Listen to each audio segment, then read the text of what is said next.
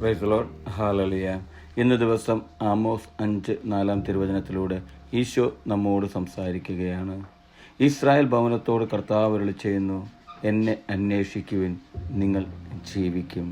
യേശുപ്രിയ സഹോദരരെ, ഇന്നത്തെ തിരുവചനത്തിലൂടെ ഈശോ നമ്മോട് പറയുകയാണ്, അവിടുത്തെ അന്വേഷിക്കുവാൻ. അതെൻ്റെ സഹോദരരെ, നമ്മുടെ ജീവിതത്തിൽ ഈശോയെ അന്വേഷിക്കുവാനുള്ളൊരു വ്യഗ്രത നമ്മുടെ ജീവിതത്തിലുണ്ടായിരിക്കണം. വചനം നമ്മോട് പറയുന്നു, ഇസ്രായേൽ ഭവനത്തോട് കർത്താവ് അരുളി ചെയ്യുന്നു. പ്രിയപ്പെട്ടവരെ, അന്ന് ഇസ്രായേൽ ഭവനത്തോട് ഈശോ അരുളി ചെയ്തെങ്കിൽ ഇന്ന് നമ്മളോരോരുത്തരോടും, നമ്മുടെ ഓരോ കുടുംബങ്ങളോടും ഈശോ പറയാണ്, അവിടുത്തെ അന്വേഷിക്കുന്നു.